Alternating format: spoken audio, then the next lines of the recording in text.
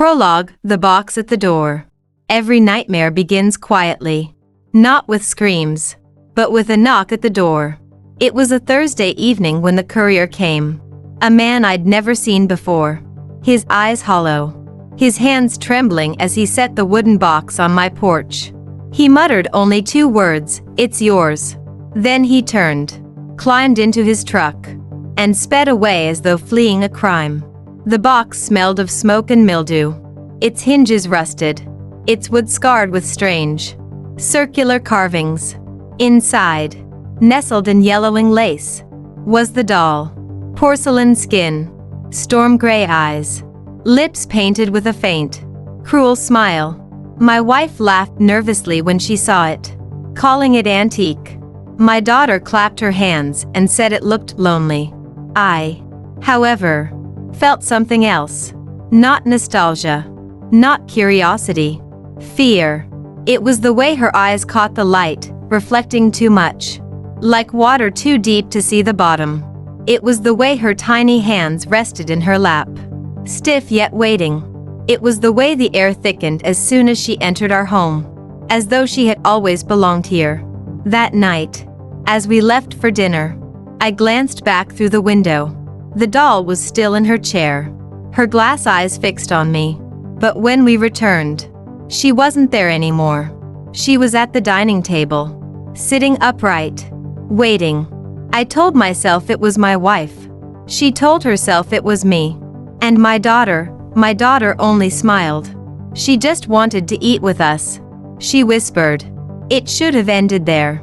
We should have thrown her out, smashed her to pieces, burned the box and the lace and every trace of her existence. But we didn't. We let her stay. And that was how it began. Episode 1: The Gift That Shouldn't Have Been. Do you know that strange heaviness? The feeling that something waits for you in your own home? That was the first time I sensed it, on the night the doll arrived. It came in an old wooden box, delivered by a courier who never looked me in the eye. He just muttered, "It belongs to your family, finally," and walked away as though relieved to be rid of it. I had no idea who sent it, but inside was a porcelain doll, dressed in faded lace, her glass eyes the color of storm clouds. She smelled faintly of ash and old perfume. My daughter thought she was beautiful.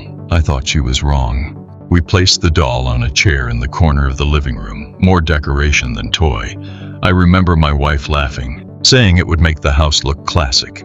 But the moment I turned away, I swear, I felt those glass eyes roll to follow me. I told myself it was a trick of the light. That first evening we went out for dinner. Nothing unusual, just a family night. The house was locked, the lights off. But when we came home, the doll was no longer in her chair. She was sitting neatly at the dining table, hands folded, as if waiting for us.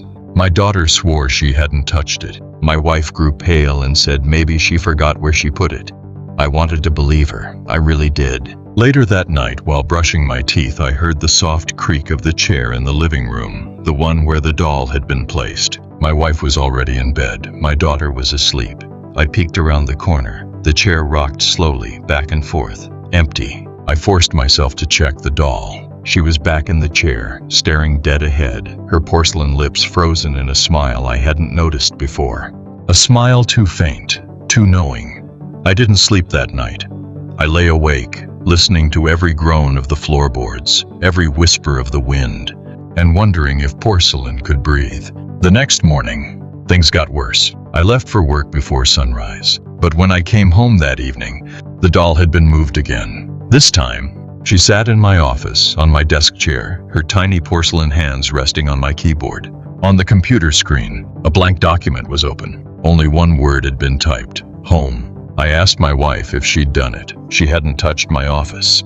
My daughter was too young to even know how to turn the computer on. So who had? That night, I locked the doll in a cabinet. I turned the key twice, slid it into my pocket, and checked it 3 times before going to bed. Hours later, I woke to the sound of something tapping. Tap, tap, tap, against the bedroom door. I opened it with trembling hands. The doll sat on the floor outside, her head tilted upward, her eyes fixed on me, and in the moonlight, I swear her porcelain lips had parted just enough to whisper. Episode 2: Eyes That Follow. Have you ever felt watched? Not by a person, but by something that should never move on its own. That was the nightmare I lived after the second night with the doll. When dawn broke, I staggered to the living room, desperate to convince myself the night before had been a dream. But as the light spilled across the room, I froze. The doll was there, resting in her chair again. Only, her eyes were no longer the dull gray I remembered. They had changed. They were now a pale shade of hazel, my shade. At first I thought I was losing my mind. I leaned in, close enough to see my reflection in those glassy orbs. My heart thudded as I realized they didn't just reflect me. They seemed to study me, measure me, mock me. I tried to laugh it off, but the unease never left. Even as I worked at my desk, I kept glancing over my shoulder, certain I would catch her staring. And every single time I turned, her eyes met mine, perfectly aligned, like she knew the exact moment I'd look. That evening, I set a test. I angled a mirror across the room so I could see her reflection without facing her directly. Hours passed. The house was quiet. Too quiet. Then, in the mirror's glass, I saw it. The doll blinked. A slow, deliberate flutter of her lashes. I nearly screamed. When I spun around, her gaze was still and lifeless. But I knew what I had seen. I wanted to throw her out, smash her to pieces, burn her until nothing remained. But something inside me whispered, "Don't," like she wouldn't allow it, like she'd been waiting for me to try. That night I placed her in the farthest corner of the living room. I turned off every light, locked every door, and went upstairs. But I couldn't sleep. The feeling of being watched clung to me like damp air. My wife muttered in her sleep, restless.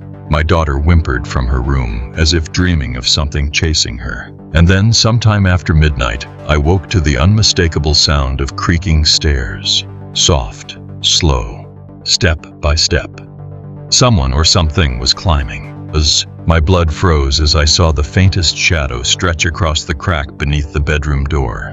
A shape too small to be human. I forced myself to look. Just a glance. The doorknob didn't turn, but in the silence I heard it, porcelain scraping lightly against the wood. A whisper of movement. I pressed my ear to the door, trembling. On the other side, I could hear her breathing. Not my wife, not my daughter. The doll. When I finally opened the door, heart pounding, the hallway was empty. But at the top of the stairs, sitting upright in the darkness, was the doll. Her eyes gleamed, reflecting the moonlight. And for the first time, her painted lips curved upward. Not a smile of innocence, but of triumph. Episode 3. Footsteps in an empty house. Morning should bring safety. Sunlight should wash away the night's terrors. But that morning, safety never came. Instead, we found proof, undeniable proof, that the doll had moved while no one was watching. Tiny footprints. They weren't made of dust or dirt, but pressed deep into the old wooden floorboards, as though something impossibly heavy had walked barefoot through the house. The prints were small, child-sized, but not my daughter's. I knew the shape of her step. These were narrower, sharper, like the edges of porcelain had pressed into the wood. And they led somewhere, away from the chair where the doll had been left, straight into my daughter's room. My wife gasped when she saw them. My daughter only laughed as though it were a game. She insisted the doll just wanted to visit. I wanted to shake her, scream at her to understand this wasn't play. But the words died in my throat. Children believe what comforts them. Adults, we just find better ways to deny the truth. That evening, after locking every door and window, I set a notebook on the coffee table. An experiment. I told myself it was absurd, but I needed to know. I placed a pencil beside it, then carefully positioned the doll across the room. Her eyes seemed almost expectant, as if she knew the test wasn't mine, but hers. Hours later, when the house had sunk into silence, I crept downstairs. The notebook was open. The pencil lay on the floor, and across the first page, written in jagged letters too stiff to be human, were 3 words. "Let me play." The handwriting was uneven, as though carved rather than written. My chest tightened. I rushed to the chair. The doll sat motionless. Only, her porcelain fingers were dusted with graphite. I slammed the notebook shut and locked it away. But even locked, the words haunted me. The doll wasn't just moving. She was trying to speak. That night, I couldn't sleep. At 3:07 a.m., I heard them again. The same padded steps from the hallway below. My breath caught. I waited, praying it would stop, but the sound grew louder, up the stairs, past the landing, and then, right outside my bedroom door. I clutched the handle, sweating, too terrified to open it. Then I heard a new sound, not footsteps, not breathing, but scratching, slow, deliberate scratches dragged along the wood, higher and higher, until the sound hovered at my daughter's door. I tore the door open, racing down the hall. My daughter was asleep, unharmed. But my heart nearly stopped when I saw what lay just beneath her bed, the doll. Her head turned sideways, eyes glowing faint in the moonlight, her lips frozen in that cruel, triumphant smirk. And on the floor beside her was the notebook, wide open to a new page, 4 more words written there in the same jagged hand. She belongs to me. Episode 4, The First Night Alone. There comes a moment in every haunting when you realize escape is no longer possible. For me, that moment arrived the night I was left alone in the house, with the doll. My wife had taken our daughter to her mother's, insisting it was just for a few days. She didn't say it aloud, but I knew. She didn't feel safe here anymore. Truth be told, neither did I. But someone had to stay. Someone had to guard the house, or perhaps someone had to guard her. The silence was unbearable. Every creak of the floorboards, every tick of the clock sounded like a warning. I tried to busy myself, but my eyes kept drifting toward the chair in the living room where the doll sat. Her painted lips curved upward in that faint, taunting smile. Her glass eyes glimmered as if they contained secrets too terrible to speak. At midnight, I turned off the lights, locked every door, and sat on the couch across from her. The air was so heavy it pressed on my chest. Minutes passed, like hours. Then, I heard it. A faint shuffling, as though someone moved behind me. I whipped around. Nothing. When I looked back, the doll's head was tilted just slightly toward me. I told myself it was imagination, that shadows were playing tricks. But then, something impossible happened. The doll's porcelain chest rose, barely, like a shallow breath, and then it fell again. My blood ran cold. Porcelain couldn't breathe. Porcelain shouldn't move. And yet, I was watching it happen. The fear rooted me in place. I wanted to run, but something stronger held me there. The certainty that if I left, the doll would follow. At 2:14 a.m., the lights flickered. The lamp on the side table went out. In the dim glow of the moonlight, I saw her rise, not with legs moving like a human's, but with a slow, dragging motion, as if unseen strings pulled her upright. She stepped forward once, twice, each movement punctuated by the sound of porcelain tapping against wood.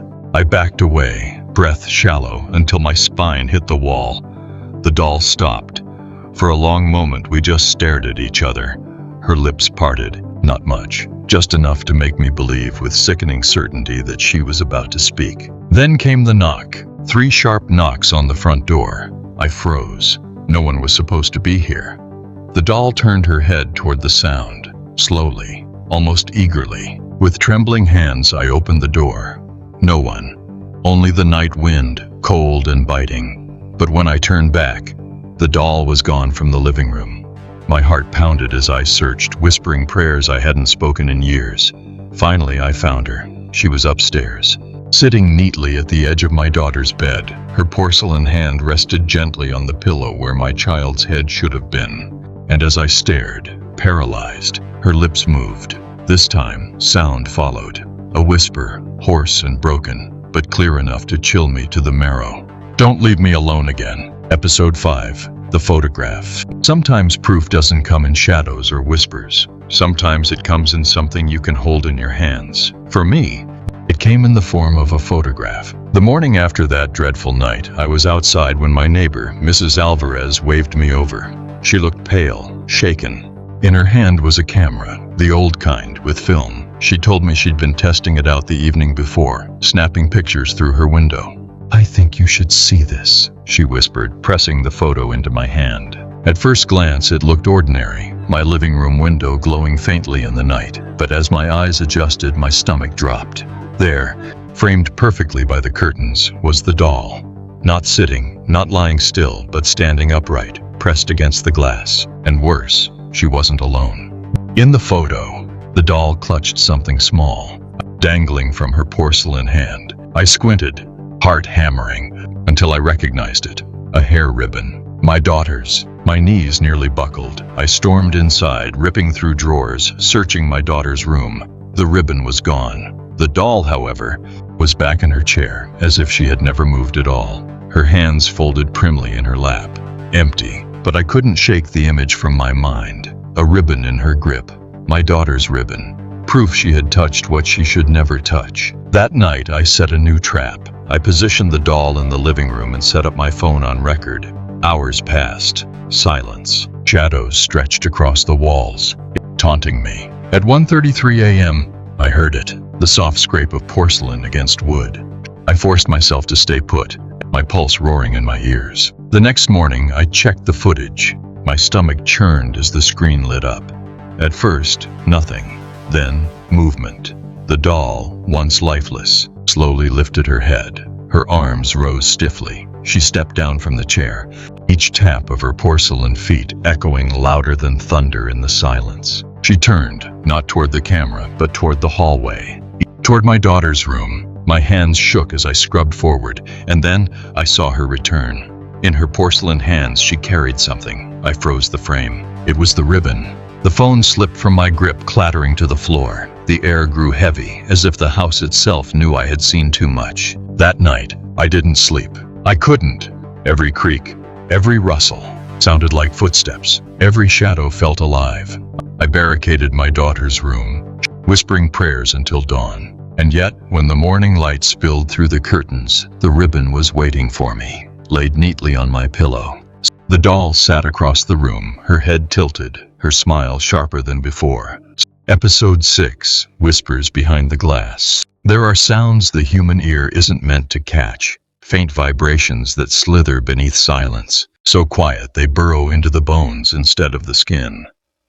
That was what I heard the night I decided to record the doll. I set my phone on the table, directly in front of her. She sat perfectly still, her painted smile unchanging, her hands folded neatly in her lap as if mocking me. The house was locked. My wife and daughter were away. I was alone with her. "Let's see what you really are," I muttered, pressing record. Hours crawled past. Nothing. Just the dull groans of the house settling, the faint hum of the fridge. My eyes grew heavy.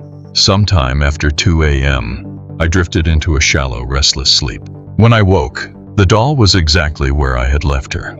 Unmoved. Unchanged. For a moment, I felt foolish, like a paranoid man chasing shadows. But then, I pressed play. The recording began harmlessly enough. Silence. A few creaks, my own shifting breaths. Then, at the 27-minute mark, I heard it. A whisper. So faint I had to replay it 3 times. At first I thought it was wind or static, but then the shape of the sounds became clear. Words. And then, one word above all. My daughter's name. Spoken slowly, tenderly, almost lovingly, but not by any voice I knew. This was no human tongue. It was jagged, stretched too long, as though someone had learned to speak by tearing through their own throat. I froze, sweat prickling my skin. On the audio after her name came laughter, a sound like porcelain scraping across glass.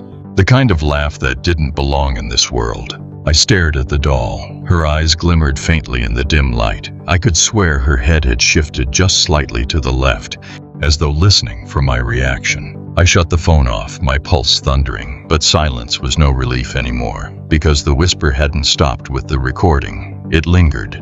Soft, low, curling out from the doll's direction. I leaned in, trembling. The sound was there, faint, constant, sliding like smoke through the air. She was whispering still. I grabbed the doll, desperate, furious, terrified. "What do you want?" I hissed. And for the first time, the whisper ceased. Silence swallowed the room. Her glass eyes caught the reflection of my shaking face, and in that silence, one thought bloomed, cold and absolute. She had been waiting for me to ask. When I backed away, a new sound cracked the stillness. The notebook I had hidden days earlier lay on the table, its cover flung open. On a fresh page, in that same jagged hand, were 2 words scrawled deep into the paper. "Come closer." Episode 7, The Missing Hour. Time is supposed to protect us. The ticking of the clock. The rhythm of night and day. Its order in a world of chaos. But that night, time betrayed us. We all woke up on the floor. My wife, my daughter, and I, scattered across the living room like discarded dolls. The television flickered with static. The lamps were dead. My wristwatch ticked steadily, but the hands told a lie. We had lost exactly 1 hour. Every clock in the house agreed. The wall clock, the oven timer, even the digital alarm beside my bed. All of them had leapt forward from 2:14 a.m. to 3:14 a.m. as if the world had blinked and erased 60 minutes from existence. At first, I thought maybe I had blacked out, but when I stood, I saw something that made my blood run cold. The doll. She sat in the center of the living room, not in her chair where we'd left her, but directly in front of us. Her porcelain hands were lifted, pressed together in a gesture of prayer. Her glass eyes stared heavenward, as though mocking some divine ritual. And beneath her, carved into the wooden floorboards, was a circle. Perfect, precise, symbols etched deep into the wood with something sharp. I didn't recognize them, but my daughter, still half asleep, whispered, "It looks like a clock." I bent closer. She was right. The symbols were arranged like numbers, 12 markings around the circle.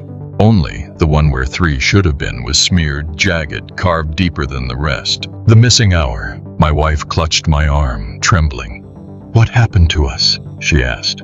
I had no answer. My mind spun with possibilities too dark to speak aloud. We tried to reset the clocks, but it didn't matter. The time was gone. It wasn't lost. It had been taken, stolen. Later that morning, I searched the house desperately for signs of forced entry. Nothing. Doors locked, windows sealed.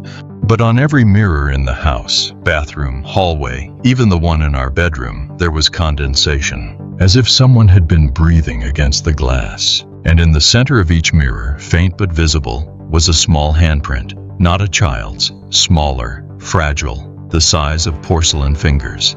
That night, fear gripped me harder than ever before. I placed the doll back in her chair and whispered a warning, like a madman negotiating with something I didn't understand. "Stay away from my daughter." The silence that followed was worse than any whisper. It wasn't compliance. It was anticipation. When I finally collapsed into uneasy sleep, I dreamed of clocks, hundreds of them, ticking in unison. And in the dream, I saw her, the doll. She stood inside the largest clock, her tiny hands moving the gears, her smile growing wider with every tick. I woke drenched in sweat. The house was quiet again, too quiet. I checked the clocks. They all showed the correct time. But when I turned to the living room, my heart stopped. The doll had moved again. She was kneeling now, in the center of her carved circle, her porcelain hands still pressed together. And beside her, etched freshly into the floor, were 2 words: "Not enough." Episode 8, The Visitor. When horror becomes unbearable, most people turn to faith, and so did we. The morning after the missing hour, I called the church. My voice cracked as I explained, stumbling over details I didn't want to believe myself. To my surprise, they didn't laugh. They sent someone. Father Moreno arrived just after dusk. A stern man with kind eyes, he carried a small satchel of holy water, a crucifix, and a book worn from years of use. My wife clung to the hope that his presence alone would be enough to end this nightmare. I wanted to believe it too. But the moment the priest crossed our threshold, something shifted. The air thickened. The house groaned as if exhaling. And on the mantel, the doll tipped from her chair with a loud crack, landing face down on the floor. Father Moreno stiffened. "Where is it?" he asked, his voice taut. I pointed to the doll. He knelt, hesitated, then lifted her upright. When his eyes met hers, his lips parted slightly. His hand trembled as he made the sign of the cross. "This is not just a doll," he murmured. He sprinkled holy water across her porcelain face. Droplets rolled down like tears, but instead of sliding smoothly, the water seemed to bead on her surface, bubbling faintly as though rejected. The air smelled faintly of iron, sharp, metallic. The priest opened his book and began to recite. Latin verses filled the room, his voice steady but strained. At first, nothing happened. Then the crucifix around his neck snapped clean in half, the chains spilling to the floor. His words faltered. From the doll's direction came a sound, faint, almost like humming. It rose slowly, vibrating through the walls, shaking the light fixtures. It wasn't music, it wasn't prayer. It was mockery, an echo of his chant, distorted and broken. Father Moreno stepped back, pale. He clutched his book tighter. This house, this family. He stopped, as if the words themselves were too dangerous to finish. My wife begged him, tears in her eyes. Please, help us. But the priest only shook his head. This is older than you understand. It's not the girl it wants, it's the bloodline. His gaze darted to my daughter's room, and it already knows her name. Before we could respond, a thunderous crack rang through the house. The wooden circle carved into our floor split wider, splintering. From beneath the boards, a cold draft rose, carrying with it the smell of damp earth and something rotting. The doll sat motionless at the center, her head tilted upward, glass eyes fixed not on us, but on the ceiling, as though she were staring through it, straight into the heavens. Father Moreno stumbled back. His face was ashen. I can't stay, he whispered, and without another word, he gathered his things, crossed himself, and fled into the night. The house fell silent again. Only the doll remained, sitting proudly within her broken circle, her lips curved in that small, triumphant smile. And in that silence, for the first time, I realized something chilling. We had invited the priest here hoping for salvation. But all we had done was let the doll know. We were afraid. Episode 9, The Scratch Marks. You expect danger to come from outside, an intruder breaking in, a storm crashing through windows, a monster lurking in the woods. But what do you do when the danger is already inside your walls? The night after Father Moreno fled, the house felt different. Not just haunted, infected. The air smelled faintly of soil and rust. The floorboards creaked with restless weight, though no one moved. My wife tried to pray aloud, but her voice faltered. Even prayers sounded dangerous here. I tried to keep watch. I sat in the living room with every light on, staring at the doll in her chair. She didn't move, didn't blink, didn't breathe, but the silence around her throbbed like a wound. It was past midnight when we heard it, a sharp screech from upstairs. My daughter cried out in her sleep. We rushed to her room and froze. The walls were bleeding, not with liquid, but with wounds. Long, jagged scratches ran from the floor to the ceiling, deep gouges carved into the wood and plaster. Fresh splinters littered the floor like bones. My wife covered her mouth to stifle a scream. My daughter whimpered, clutching her blanket, asking why the house was hurting. I ran my hand over the marks, trembling. They weren't random, they were deliberate. Each scratch lined up perfectly, like writing in some grotesque language. When I pressed closer, I saw fibers sticking out, not just from the wall's surface, but from within, as though the house had been torn apart from the inside out. And then I heard it, a faint scraping noise, not from the walls themselves, but from within them. Something moved in the hollow spaces, dragging porcelain limbs against wood. The doll was no longer in her chair. I felt my stomach drop. We tore through the house, searching every corner, every shadow. Finally, in the hallway outside my daughter's room, we found her. She sat at the base of the scratched wall, her porcelain fingers dusted with plaster, her painted smile wider than before. In her lap was a splinter, long, sharp, glistening faintly in the light as if coated in something darker than dust. I snatched her up, shaking with fury and terror. "What are you?" I demanded, my voice breaking. For a split second, I swear her lips moved, just enough to reveal the faintest hiss of sound, not words, a growl. We locked her away again, this time in the attic, behind chains and heavy boxes. I wanted to believe it was over, that walls wouldn't bleed again. But as we descended the attic stairs, my daughter tugged my sleeve. "She doesn't like it there," she whispered. "How do you know?" I asked, dread already knowing. My daughter's eyes filled with tears.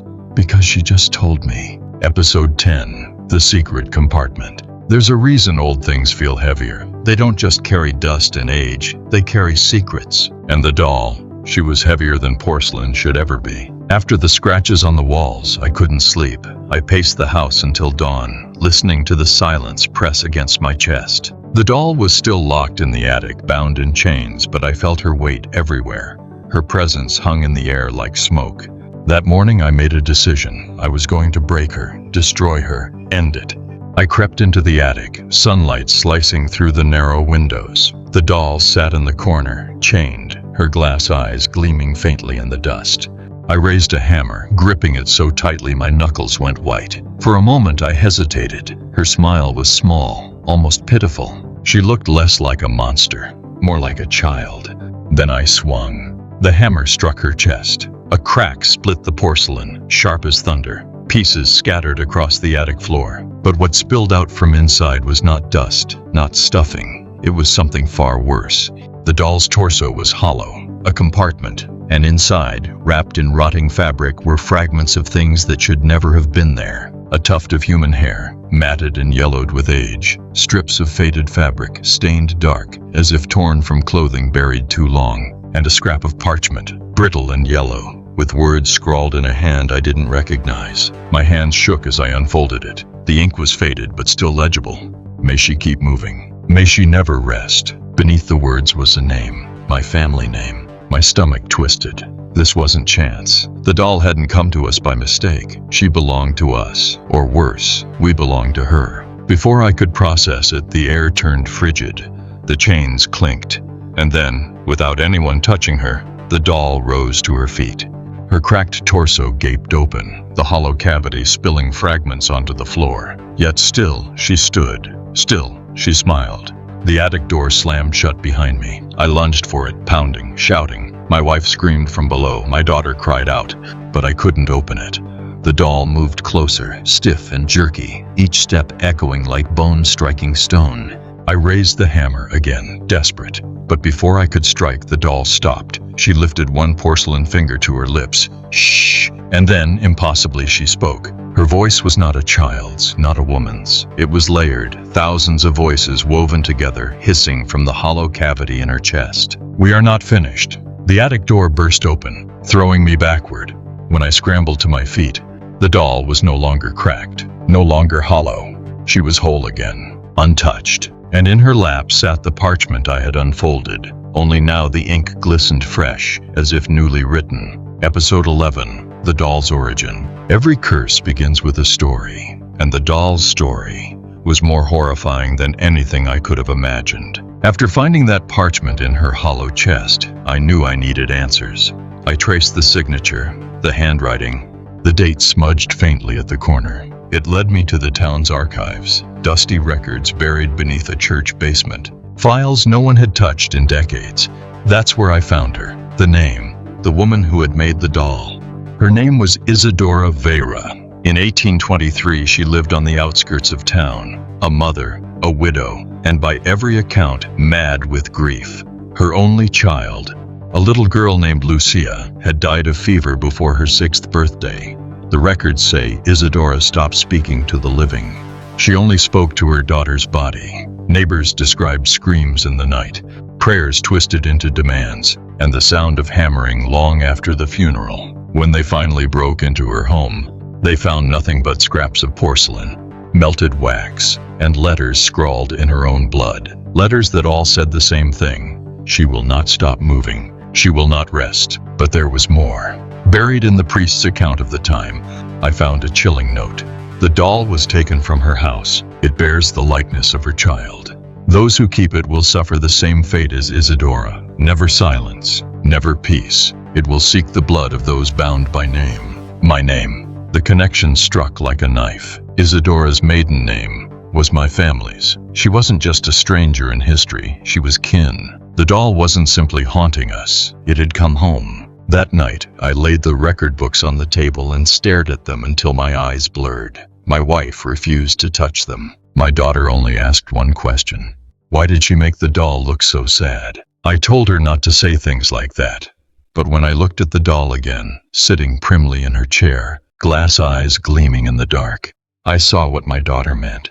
Beneath that cruel, knowing smile was sorrow. It was then I realized the truth. The doll wasn't alive in the way we understood. It was grief itself, bound in porcelain and lace. A mother's refusal to let her child go. A prayer turned into a curse. But curses don't die with the one who casts them. They spread, they follow blood, they wait. And as I stared into those storm-gray eyes, I knew Isadora's grief was now mine. That night, as I tried to sleep, a faint scratching came from the hallway. I opened the door and froze. The doll was there, sitting upright, clutching the brittle parchment I had found in her chest. But this time, new words had appeared on the page, written in that jagged, inhuman hand. Lucia lives. Episode 12. When no one was home. We thought leaving would save us. We thought distance could break a curse. But the doll was never bound to the house. The house was bound to her. That night, we packed everything in silence. My wife wouldn't look at the doll. My daughter cried when I told her to leave her ribbon behind. And me, I carried only fear. Fear and the hope that once the front door shut, we would finally be free. We left the doll sitting neatly in her chair in the living room, her porcelain hands folded in her lap, her eyes fixed on the door as though watching us go. I locked the house, turned the key twice, and didn't look back. We stayed at a motel 2 towns away. The bed smelled of bleach, the lights buzzed faintly overhead, but for the first time in weeks, I thought maybe, just maybe, we were safe. Then the phone rang. It was Mrs. Alvarez, our neighbor. Her voice trembled. "Why are your lights on?" I told her no one was home. She swore she saw shadows moving through the windows. Figures, several of them. One tall, one small, and always one in the chair. I wanted to dismiss her, but then she said something that chilled me to the bone. I took another photo. "You need to see it." She sent it to me. My hands shook as I opened it. The picture showed my living room window glowing with pale light, and inside, silhouetted against the curtains, were shapes. Not just one doll, not just one figure. Dozens, all standing, all waiting. My wife begged me not to go back. My daughter whispered in her sleep, "Lucia is playing," but I couldn't resist. At dawn, I drove back alone. The house stood silent, locked tight, just as I had left it. But when I opened the door, the air hit me like a wave, cold, heavy, suffocating. Every chair was pulled away from the table, every curtain drawn shut, and in the living room, the doll sat where I had left her. Only now, she wasn't alone. Around her were others, dozens of dolls, different shapes, different dresses, but the same glass eyes, the same faint smiles, some cracked, some whole, all facing me, and at the center of them all, my doll sat proudly, her hands no longer folded, but outstretched. In her lap lay my daughter's ribbon. I staggered back, heart thundering. The walls groaned, the floorboards trembled, and from the hollow of the house came the sound of children's voices, laughing, whispering, calling names that weren't theirs. I fled. I don't remember locking the door. I don't remember starting the car. I only remember the doll's eyes, glimmering in the dark, watching me leave. And as I drove away, the laughter followed, not through the air, not through the phone, but from the empty seat beside me. When I dared to glance over, the passenger seat was empty, yet the faint smell of ash and old perfume lingered there, clinging to me like a warning. The house was no longer ours, the doll was no longer bound, and she was not finished. Episode 13. The Child in the Hallway. I told myself we had escaped. We left the house, the dolls, the whispers. But escape was only an illusion. Curses don't stay behind, they follow. The morning after we fled, I woke in the motel to a sound no parent forgets, the giggle of a child. At first I thought it was my daughter, but when I turned, she was still asleep, her chest rising and falling softly. My wife stirred beside her. The giggle came again, this time from the hallway outside our door.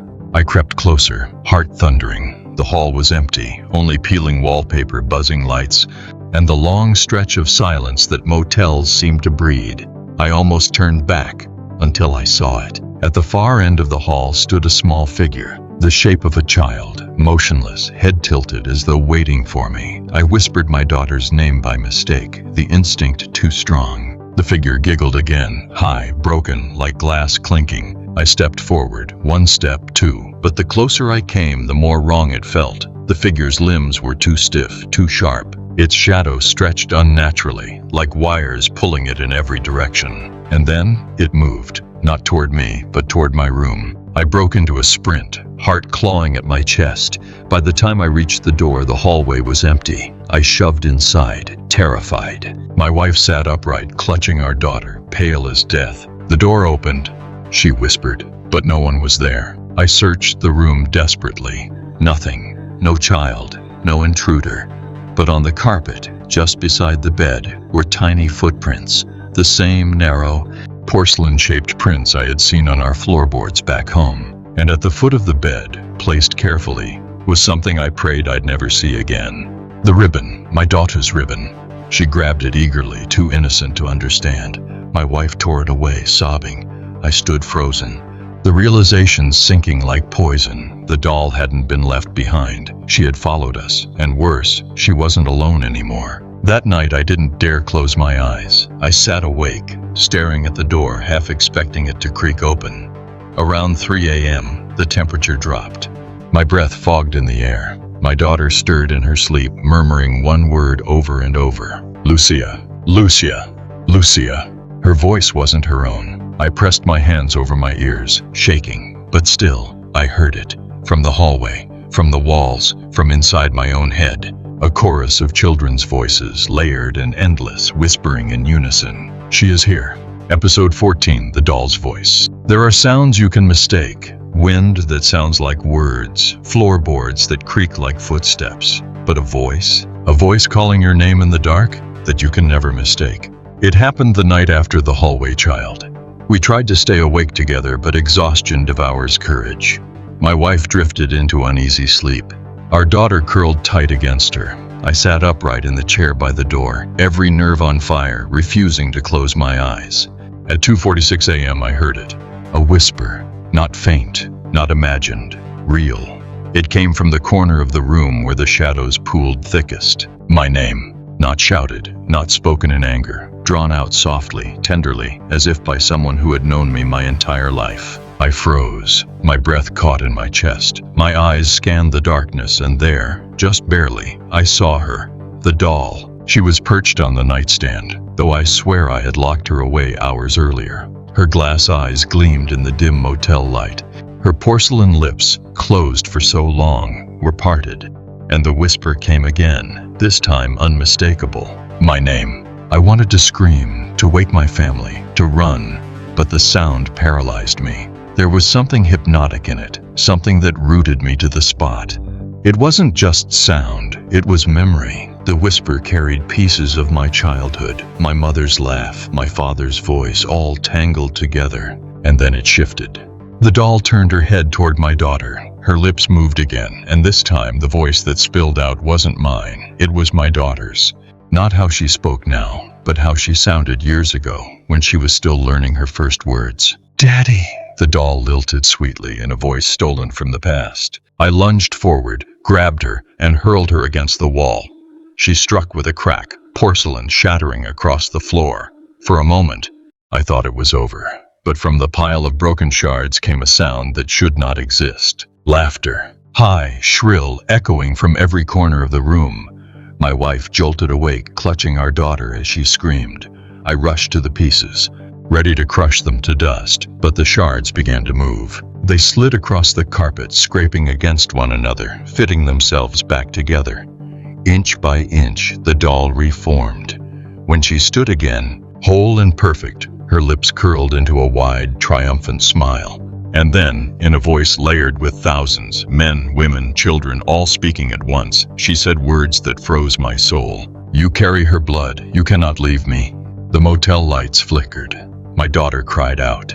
And I knew with sickening certainty that the doll had bound herself not to the house, not to the objects she touched, but to us. To me. Episode 15, The Final Return. Every haunting ends one of two ways, with an exorcism or with surrender. I used to believe we still had a choice, but the last night proved me wrong. It began with silence. No whispers, no footsteps, no laughter. The motel room was oppressively still, like the air itself was holding its breath. My wife thought maybe it was over. My daughter even slept peacefully, her ribbon clutched in one small hand. But silence can be crueler than noise. Silence means something is waiting. At 3:00 a.m., I opened my eyes. I don't remember waking. It felt like I had been summoned. The room was dark, save for the thin strip of moonlight across the floor. And in that pale glow, I saw her. The doll. Not on the nightstand, not on the floor, but sitting neatly at the edge of my daughter's bed. Her porcelain hand rested gently against my child's cheek, as if caressing her. My wife stirred but did not wake. I was the only witness. My body refused to move. My lungs refused to breathe. And then, the doll turned her head toward me, slowly, deliberately. Her glass eyes caught the moonlight, gleaming like two tiny suns. Come home, she whispered. The words weren't a request, they were a command. And in that moment, I understood. She didn't want the house. She didn't even want my daughter. She wanted me, because it was my bloodline that had called her, my ancestor who had birthed her curse. I stood trembling and stepped closer. For reasons I still can't explain, I wasn't afraid anymore. Terror had hollowed me out so completely that all that was left was resignation. The doll rose to her feet. Her porcelain joints cracked faintly, like dry wood bending. She stepped off the bed and onto the floor, leaving no mark, no sound. When she stood before me, I realized she was taller now, almost human height. Her shadow stretched across the wall, towering, devouring the light. She pressed something into my hand. My fingers closed around it instinctively. When I opened them, I saw the parchment, the same one I had found inside her chest. Only now, the words had changed. She moves because you move. She breathes because you breathe. You are hers. The doll's porcelain lips parted, revealing teeth that had never been sculpted, teeth that looked real. She leaned closer, and for the first time, I felt breath, cold, damp against my face. I don't remember what happened next. I only remember waking at dawn. My wife and daughter were gone, vanished, as if they had never been there. The bed was made, the ribbon gone, the room spotless. Only I remained. And sitting in the chair across from me, patient and smiling, was the doll. She hadn't needed to chase them. She had never needed to, because from the very beginning, it was me she wanted. And now I can never leave. Epilogue: The doll that waits. People always ask the same thing. Why didn't you just get rid of her? They don't understand. You can't get rid of something that isn't just an object. She wasn't porcelain. She wasn't lace. She was grief given form, hunger given eyes. You don't destroy grief. You inherit it. I've tried everything. Fire, hammers, holy water, running, hiding. It never matters. Wherever I go, she finds me. Sometimes in the corner of a room, sometimes in the reflection of a mirror, sometimes in the voice of my daughter, calling me from the dark when I know she isn't there. The truth is, she doesn't need the house anymore. She doesn't need walls or doors. She only needs me, because I carry the blood that birthed her curse. I am the reason she still moves. And when I die, I know she'll move again. She'll find the next of my bloodline. My daughter. My daughter's daughter. Forever. So if you ever find a doll, porcelain, storm gray eyes, lips curled in a knowing smile, don't take it. Don't touch it. Don't even look at it too long. Because she'll notice. And once she notices you, she'll wait. Always.